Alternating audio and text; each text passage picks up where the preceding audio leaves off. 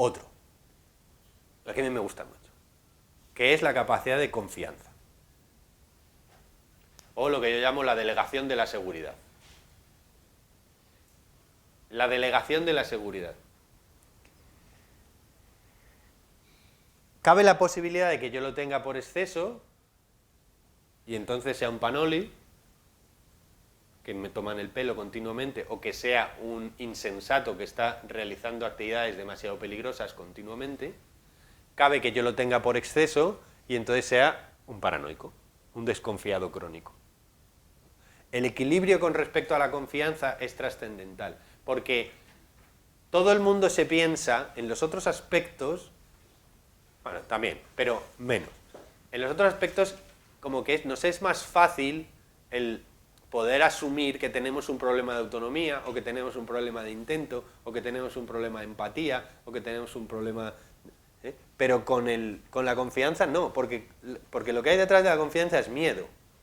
Y el miedo es una energía con mucho poder. Hay dos energías que son el rey y la reina de las energías, y no voy a darle categoría de género a ninguno de los dos, pero son el miedo y el amor. Y son las dos energías más motivadoras. Detrás de la confianza lo que está es el miedo. De la falta de confianza, claro. Y el miedo es una energía muy poderosa. Entonces, cuando los no confiados se comportan excesivamente no confiados, no son conscientes de que están siendo neuróticos, sino que creen que es que son prudentes. ¿Sí? No existe tal cosa como la seguridad en la vida. Y esto es un principio que yo llevo al límite. ¿Por qué no estamos todos aterrorizados ahora mismo si no tenemos ninguna garantía de que el edificio no se nos vaya a caer encima? De que no nos va a dar un ictus, de que no va a subir el CEN y nos va a arrancar la yugular. Pero alguien que tenga miedo a los perros va a estar creyendo que va a pasar. ¿Sí? Tenemos que darnos cuenta de cuando nuestros miedos no son compartidos por el resto del grupo. Porque si no son compartidos por el resto del grupo, lo más probable es que seamos nosotros los que estamos equivocados. Entonces siempre es muy interesante una estrategia que yo enseño mucho en los cursos, que es darse cuenta de si el miedo que tenemos, si la falta de confianza que tenemos, el miedo está provocado por una suposición o por un hecho. Y si está provocado por una suposición, ver quién nos ha metido esa suposición, o en qué acto anterior o en qué hecho anterior se basa, y que probablemente no está pasando ahora y no está justificada. Y si ese miedo es un hecho, tenemos que ver si la reacción que nosotros estamos teniendo frente a este hecho es proporcional o no. Porque la mayor parte de las reacciones emocionales por desconfianza suelen ser desproporcionadas con respecto al estímulo. Por ejemplo. ¿Sí? Algunos han votado, otros no han votado. Quiere decir que los que han votado tienen un exceso de desconfianza, probablemente porque han sido asustados previamente. ¿Sí? En su pasado han tenido más tendencia al susto y entonces su sistema nervioso reacciona con mucha más intensidad que otros que no han sido tan asustados o han sido tan excesivamente asustados que ya les da igual todo. Que también se da, ¿no? Como dicen mis amigos, es que todo siempre lo haces en simetría. Y dices, sí, tienes razón siempre.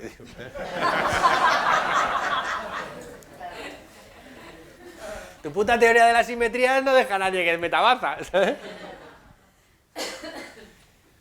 Entonces, ¿qué truco podemos utilizar para esto de la confianza? Pues mirar a ver si yo tengo una proporción emocional entre lo que sucede y el miedo que yo le tengo. ¿Y cómo lo sé? Comparando con un grupo de gente que yo admire. ¿Sí? Si mis amigos todos entrarían en conflicto con este hecho, entonces está justificado. Todos mis amigos se pondrían con un ataque de ansiedad mientras que el tiburón blanco les arranca las piernas. Luego no es un problema de confianza. ¿Sí? Ahora, si a mí me dan pánico el ruido de las hojas del otoño al caer y no puedo salir de casa, pues comparo, veo que mis amigos no, y entonces digo, esto me lo tengo que quitar. y me lo trato, y volverá a la delegación de la seguridad. Esto pasa, ¿qué causas tiene? Pues daños directos en la infancia, padres muy temerosos, o padres muy insensatos, o ideas de ti mismo muy bajas con respecto a tus potenciales, o traumas muy marcados, que me van a dejar siempre soliviantado, que diría mi abuela. Estás soliviantado. ¿Sabes? Es la capacidad de actuar. La confianza adecuada es la capacidad de actuar con seguridad y confianza o incluso sin ella.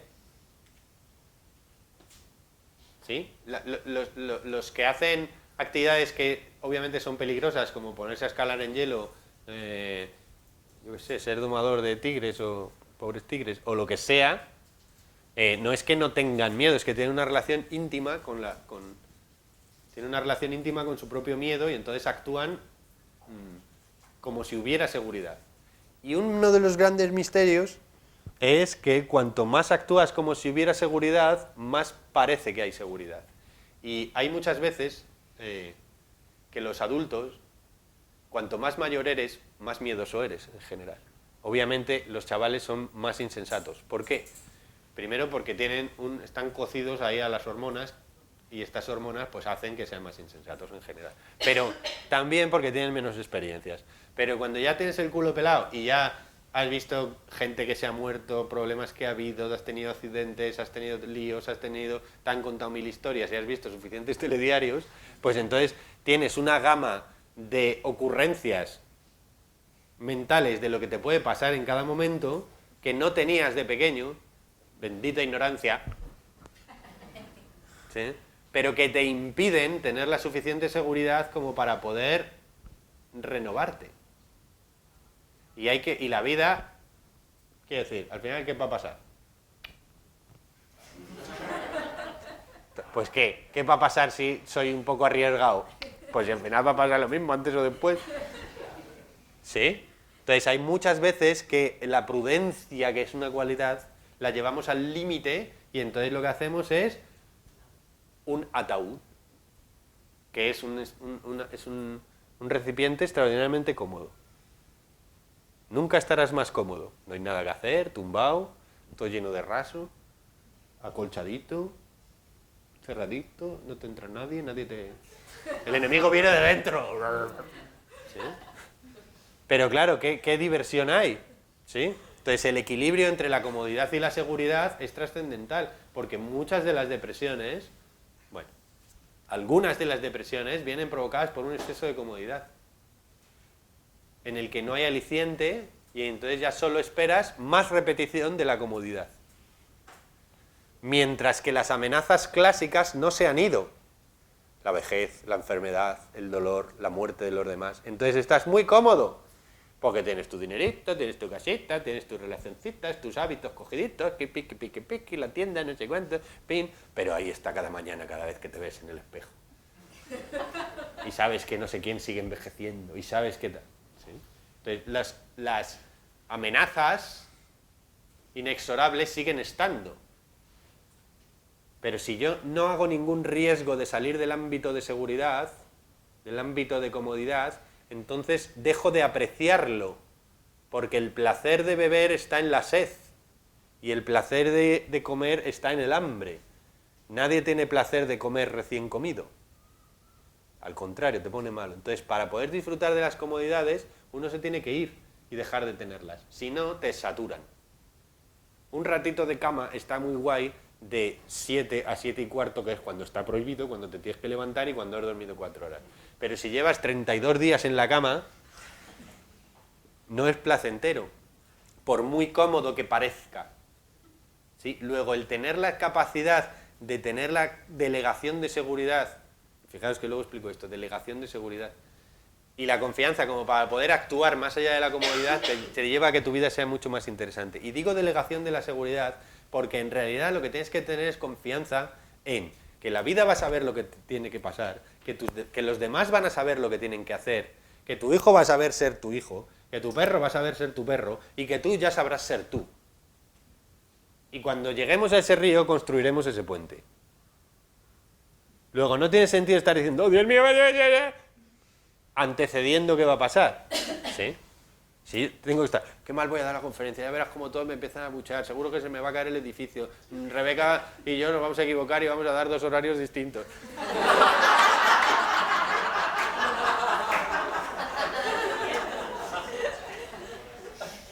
Si yo estoy antecediendo eso, la mayor parte de esas cosas son suposiciones y no pasan.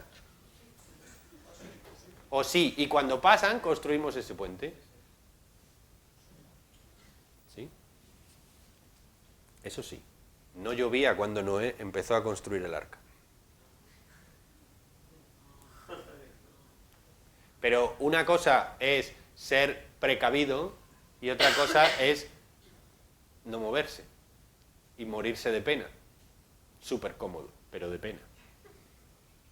Los grandes riesgos, las grandes depresiones, en general, no siempre, pero algunas de las grandes depresiones, que hay que agarrársela con un papel ahora a todo el mundo. O sea, las grandes... no. ¡Sí! Correcto. ¿Alguna gente, alguna vez? Pero vamos, que no me refiero a una minoría de ningún tipo, ¿eh? Algún pip, en cuando pip, son los que están cómodos. Muchos de los tristes son los que están cómodos. Los que no están cómodos no tienen tiempo de ponerse tristes. ¿Sí? Es cuando yo tengo ya los 2 niños rubios en el Pilaristas, soy consejero delegado y tengo el Jaguar y tal, y ya no puedo ir a más porque yo creía que ahí estaba todo y ahí no está nada. Nada más que la comodidad. Y la comodidad está muy bien mientras que yo haya tenido incomodidad. Claro, todos los que están incómodos quieren comodidad y lo van a disfrutar mucho, pero el que ha vivido siempre con comodidad no lo disfruta. Y si no hace algo que tenga que ver con salir del estado de total comodidad, pues entonces tenemos un problema. Esto con respecto a los que viven en comodidad, pero es que hay mucha gente que vive en incomodidad y además no hace nada por salir de la incomodidad, porque no tiene intento, no tiene autonomía. ¿Sí? Vale. Otra, y vamos a intentar ir un poco más deprisa. Es el equilibrio entre la espontaneidad de comportamiento y la autodisciplina o la reserva. ¿Sí? En general, tenemos problemas de carencia de espontaneidad. Todos. Para encontrarte gente que se pasa de espontánea, pues no sé si habría alguien aquí. Alguno habría, pero no muchos. En general, casi todos podríamos ver que estáis infraexpresados, que no podéis permitiros o no podemos permitirnos ser como nosotros seríamos si fuéramos completamente libres, completamente sanos, completamente, ¿sí? Porque nos han educado en un amor con condiciones, tanto los padres como la sociedad, lo cual, vamos a ver, amor con condiciones no es lo mismo que educar diciendo lo que está bien y lo que está mal. No quiere decir que amar sin condiciones está muy bien que apuñales a papá, mi hijito. Eso no es amar sin condiciones. O sea, con condiciones. Yo le quiero igual, pero no está permitido esto. ¿Sí? Porque en la vida nos van a poner límites. ¿Sí? Y no te va a decir el guardia civil, no pasa nada si te quieres saltar el semáforo en rojo. Yo te quiero igual. ¿Sí? Bueno, no voy a insistir en esto, ¿no? Pero que queda claro que tenemos que tener un equilibrio entre el como coja las patatas, te cruzo la cara, gilipollas, de antes y sí, mi amor, el aceite hirviendo a la abuelita le viene bien al cutis. Claro, un equilibrio. ¿Dónde estamos? Que se me va la pinza. Espontaneidad, vale. Pues esto, niños que han tenido un exceso de crítica, niños que no han sido especialmente deseados y entonces han tenido la sensación de sobrar y de que lo único que se les pide es que no molesten y entonces no se pueden expresar. Cuando yo he tenido una incoherencia de modelo entre el padre y la madre, por ejemplo, que se da mucho, que entonces me he quedado bloqueado, no sé cuál es la actitud correcta para alcanzarla. Claro, porque lo que no le gusta a mi padre le gusta a mi madre y al revés, y entonces hago como una escisión ahí rara, ¿sabes? Y lo que me hace es que me quedo bloqueado en el comportamiento. ¿Sí? O un modelo solo específico de solo podemos ser así porque nosotros, hijo mío, somos la élite y entonces tenemos que ir todos así, súper. ¿Sí? O al contrario, entonces no eres capaz de adaptarte. Es la libertad, la espontaneidad es la libertad de comportamiento y expresión propia y tener voz.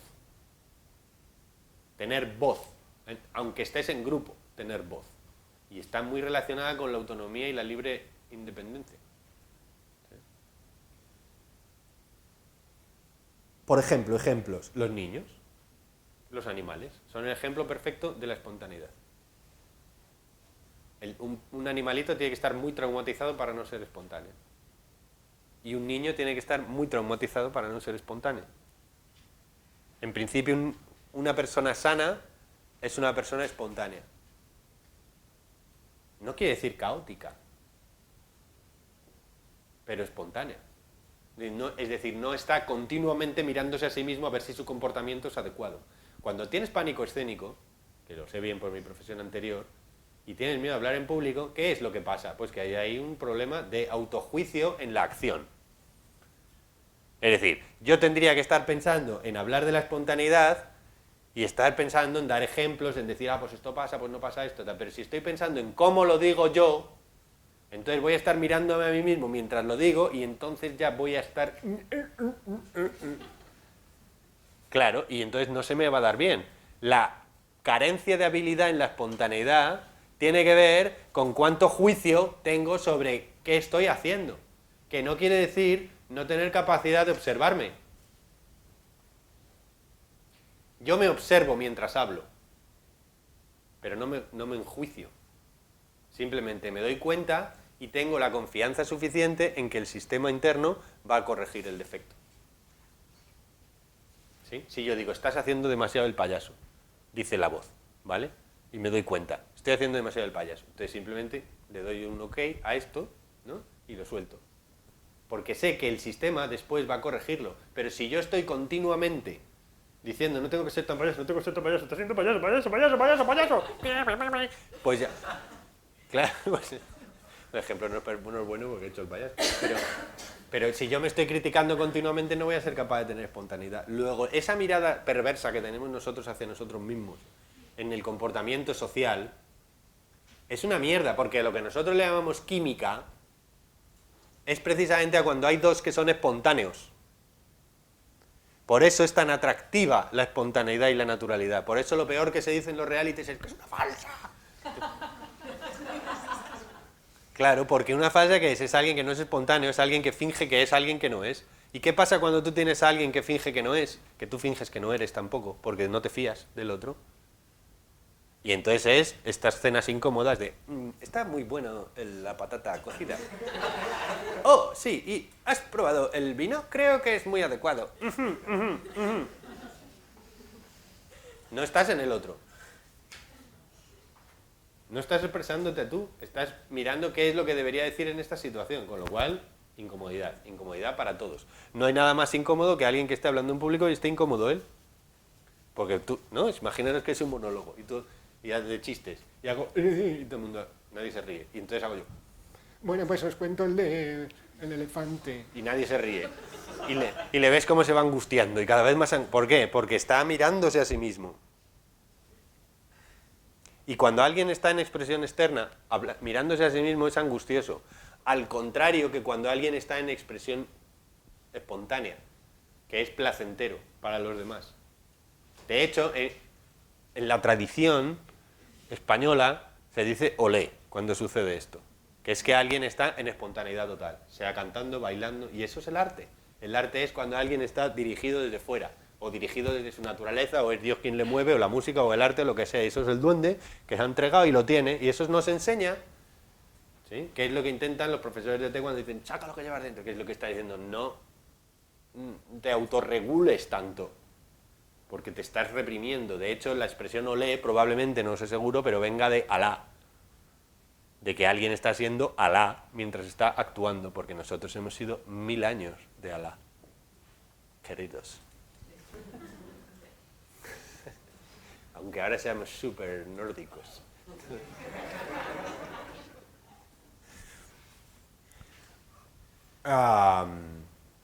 Vale. Otro. El cuidado y el... ¿Qué hora es? Sí, sí, el exceso de espontaneidad es pues esto, alguien que se pasa de bocazas. ¿Sí? Hay un periodo de la estimulación tomatís, de la neuroestimulación tomatís, que es una técnica que tenemos aquí específicamente para problemas de comunicación, atención y conexión, que favorece un puntito de boca chancla, lo llamamos. ¿Sí?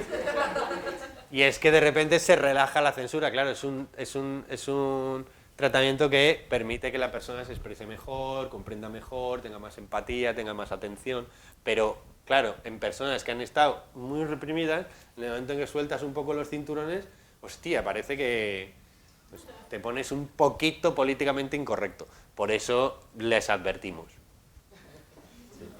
Pero solo dura un poquito, ¿eh? Que nadie se asuste. Luego ya vuelve a regular, y regula adecuadamente. Es decir, yo tengo voz de decir lo que necesito sin que sea que pierdo la cabeza. En los realities intentan que haya gente que se pasa expresiva. Porque es lo que necesitan, meter gente que se pasa de expresión natural y además meterles en un estado de estrés de no darle de comer y ponerle con quien odian para que esto tenga lo que se llama tener contenido. Otra de las características básicas es el cuidado y el no cuidado de los potenciales. No he conseguido la hora.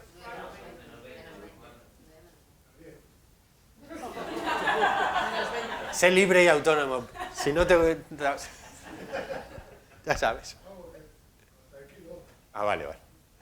El cuidado y el autocuidado, y digo el cuidado y el autocuidado es la capacidad de cuidar, que no quiere decir de dar el coñazo al otro y de estar metiéndote en su vida continuamente para sentirte importante o útil. Quiere decir que estás disponible para ser reclamado, si es necesario, y generar la ayuda adecuada y proporcional a la necesidad del otro. Y esto es un equilibrio muy sutil. Y a la vez hacérselo a uno mismo. Porque hay gente que se pasa de autocuidado, los demás no le interesan un carajo, ¿sí? Y está continuamente en referencia interna, y esta referencia interna excesiva le hace aislarse cada vez más, porque la felicidad para uno mismo, exclusivamente para uno mismo, no tiene el grado de satisfacción que tiene la felicidad compartida, ¿sí? Nadie se monta una fiesta él solo, a no ser que esté muy ayudado por las sustancias. Pero una fiesta consiste en percepción externa, o sea, una fiesta consiste en expresión natural, en espontaneidad, en empatía con los demás, en no juicio sobre tu propio comportamiento, en tener la confianza necesaria como para poder hacerlo, en que tengas la autonomía de poder decidir si bailas con esta o bailas con esta otra. ¿Sí? Entonces, si tú te das cuenta, los estados de gracia, digamos, o los mejores estados son donde todos los potenciales están desarrollados. Y uno de ellos es el del cuidado y el autocuidado. Que en el caso de que haya tenido padres que se han pasado de esto, entonces va a estar alterado, o padres que no me lo han dado, o sociedades que no me lo han dado, va a estar alterado también. Y es la capacidad de desarrollarme a mí mismo, de cuidarme para desarrollarme y de cuidar a los otros para que se desarrollen como ellos quieran, no como tú quieres que ellos sean. En este mundillo del desarrollo personal, una de las cosas más importantes que tenemos que aprender es a callarnos. Porque todos hemos tenido una fase maníaca donde hemos intentado salvar al mundo, ¿sí? Y muchas de esas veces lo que estás es sacando pececitos del agua, pobrecitos, para que no se ahoguen, ¿no? Y como me dijo el chamán, no le soples a una oruga que se está transformando en mariposa, que le deformarás las alas y no volará. Entonces, en el cuidado hay que estar disponible, pero no intrusivo. Y en el autocuidado hay que ser equilibrado, pero no aislarse de los demás. ¿Sí? Ejemplos: la cooperación, la generosidad, el maternaje, los enfermeros, los profesores, los buenos, los médicos, los asistentes, los entrenadores, los amigos, los compañeros. ¿Puedo ser yo todo esto de mí? ¿Puedo ser yo mi profesor, mi cooperante, mi propio padre, mi propia madre, mi propio enfermero, mi propio profesor, mi propio médico, mi propio entrenador, mi propio asistente, mi propio amigo, mi propio compañero? Si puedo ser esto, entonces me puedo dar un buen cuidado. El exceso de cuidados a uno mismo se llama hipocondria. La carencia de cuidados a uno mismo se llama autodestrucción. Vale. Vale, ahora hay otros 4 que van a ir muy breves, ¿sí? Para que no os canséis, que son un poquito más abstractos, con lo cual os explicaré menos. Porque no tienen oposición, o sea, solo son ellos o lo contrario de ellos, pero no es como el intento y la claudicación, que son opuestos, o simétricos. Podríamos decir que uno es el dominio de la atención. El dominio de la atención es absoluta y totalmente trascendental. Y no se enseña nada más que ya en técnicas meditativas y cosas así. Pero es trascendental alinear el lóbulo frontal a la atención. O lo que es lo mismo, hacer que la atención vaya donde la voluntad quiere. Pero es que no nos damos cuenta de que eso no sucede nunca, o casi nunca, porque nos identificamos allá donde va la atención. ¿Entendéis esto? Porque nos creemos que la atención somos nosotros.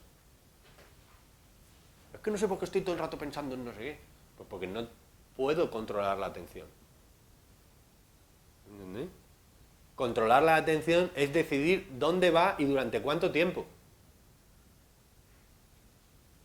Y en el trabajo de desarrollo personal es trascendental. Todo el desarrollo de los demás potenciales cuelga de este. Porque es una de las principales cualidades que habría que desarrollar. La capacidad de controlar la atención. Para mejorar la capacidad de controlar la atención existe una técnica que se llama la meditación. La meditación, que es la técnica de las técnicas, ¿sí? Pero luego hay un montón de cosas que sí, porque si no, generalmente yo voy a poner la atención en las cosas que me gustan o en las cosas que odio. Las cosas que no me gustan, si tú estás con alguien que no te gusta, una cosa, ¿sabes? Alguien que tenga harto aquí, lo típico esto, ¿no? Ya te ha jodido la conversación. ¿Sí? O hablar con alguna amiga tuya que sea muy mona, ¿no? Pues no piensas bien, no puedes poner la atención donde debes, ¿no? Pero sobre todo esto. Y entonces, si no tienes la capacidad de controlar la atención, pues no voy a poder manejar esto, ¿sí? Bueno, el dominio de la atención, que es trascendental. Se nota mucho la gente que tiene capacidad de atención porque transmiten una seguridad, una paz y una sobriedad que los demás no tienen, ¿sí? Mi abuela lo llamaba, es gente que no tiene fijeza, ¿sabes? Y se ve mucho, por ejemplo, en los niños tienen que ir adiestrando su atención, porque no la tienen fijada. La educación consiste en adiestrarles la atención, para que hagan esto y esto que quieren hacer lo hagan durante todo el rato, ¿no? Pero, por ejemplo, en perros se ve cuando el perro está más o menos sano dependiendo de la capacidad de fijación que tenga, ¿sí? Hombre, si te pasas y te quedas mirando la farola, pues es que también está mal. Pero cuando están o son muy pequeños o no han sido educados adecuadamente, porque un animal adulto suele estar, ¿no? Como los gatos. Los gatos son los maestros de la atención. ¿Ves? Están todo el rato hacia afuera.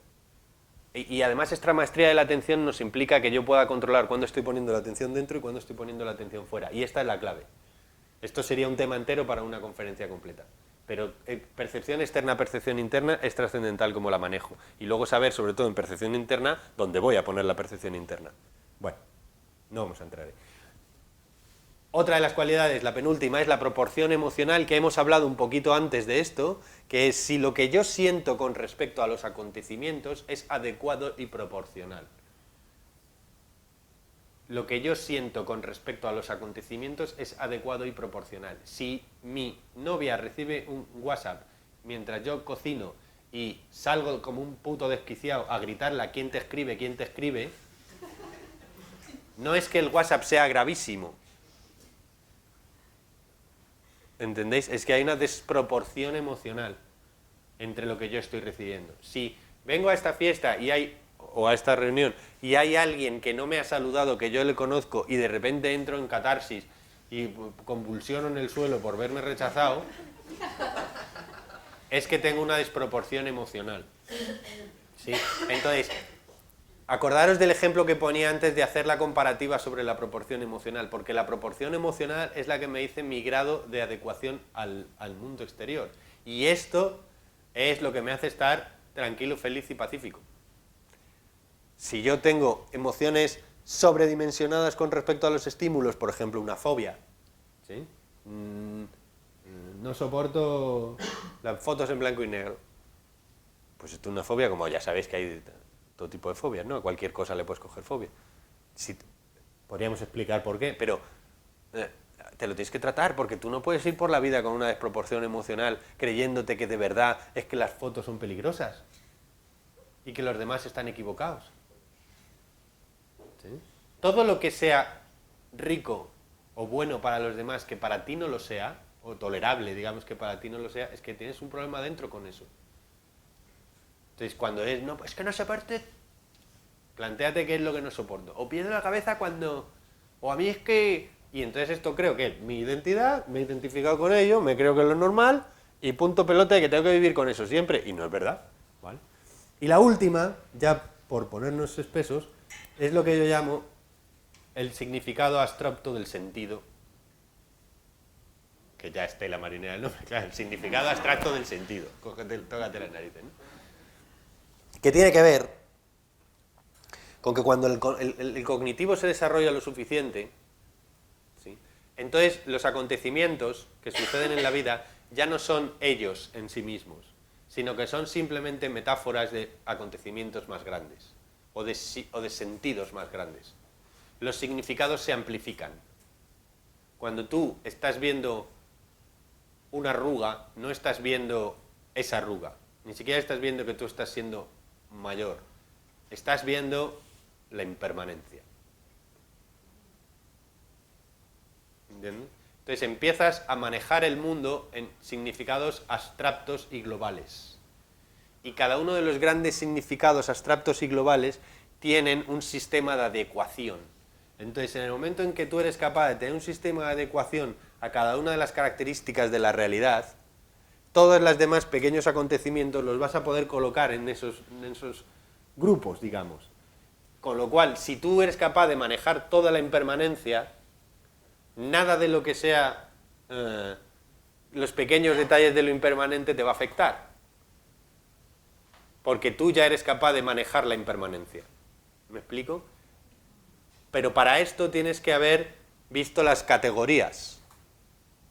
Y requiere de un cierto trabajo personal, ¿no? Sí que mi recomendación sería como intentar ver más allá lo que significa cada acontecimiento, porque cuando haces muchos árboles del karma te das cuenta, y esto te genera una enorme delegación de seguridad en el guionista universal, que todo está, como decía Eric Rolf, inimaginablemente bien organizado. Aunque aparentemente a veces parezca que no, es una estructura impecablemente bien organizada. ¿Sí? Es obvio, en cuanto te pones a estudiar la biología, está increíblemente bien organizada. Te pones a estudiar el cosmos, increíblemente bien organizado. Sí, cualquiera de las parcelas del conocimiento te sorprende cómo es el funcionamiento del mundo ahí, sin que parezca que hay nadie que controle nada, ¿no? Se controla a sí mismo. Bueno, esto te hace una delegación de confianza total en que ya sabrá la divinidad o el universo o la vida qué hay que hacer con esto, ¿no? Y cuando llegue la solución, llegará. Pero sí que en los pequeños problemas, aparte de intentar solucionarlos desde el punto de vista relativo, si son solucionables, puedo intentar ver qué sentido, qué significado abstracto tienen para mí y de qué son eco. Porque generalmente el karma nos enseña que suelen ser eco de otros acontecimientos. Como si me hubieran llamado de pequeño y luego estuviera escuchando Mariano el resto de mi vida. ¿Sí? Si yo soy capaz de extraer el significado abstracto, entonces la vida pasa a ser como una especie de... ¿Cómo se llama esto que ahora que hacen los chavales de que hay una habitación que se encierran y hay que salir? Esto, un escape room, ¿no? Pues pasa a ser esto, como una escape room, en la que tú te lo vas a pasar muy muy bien, pero tienes que saber encontrar el mecanismo para trascenderla. ¿Me seguís o son gilipollas? Vale. Estoy hablando solo, ¿no? Pues esto, esto es un poco... Es que es complicado de explicar, pero es esto, ¿no? A ver qué he escrito yo. He puesto, ver cada cosa como un significado mayor en el desarrollo del propio sentido global de la vida, ¿no? Esto solo se consigue habiendo tenido maestros o habiendo tenido revelaciones. Habiendo tratado con gente que lo vive así o habiendo tenido tú una revelación que te permita darte cuenta de que puedes tener estas revelaciones continuamente, o al menos en cotidianeidad. Podríamos hablar de otros potenciales, he hecho un resumen, está la curiosidad, bueno, hay un montón, ¿no? Pero estos son los principales. Repasarlos si los habéis podido apuntar, si no podéis ver la conferencia cuando la colguemos, le colgáis, y entonces mirad a ver, haceros el listado y mirad a ver cuál está sobredimensionada y cuál está infradimensionada, y probar a ver por qué de qué causas tengo en mi pasado que esto pueda ser, y trabajarlas. ¿Cómo trabajarlas? Pues ya es fruto de otra charla, ¿vale? Bien, pues hasta aquí la charla. ¿Alguna pregunta?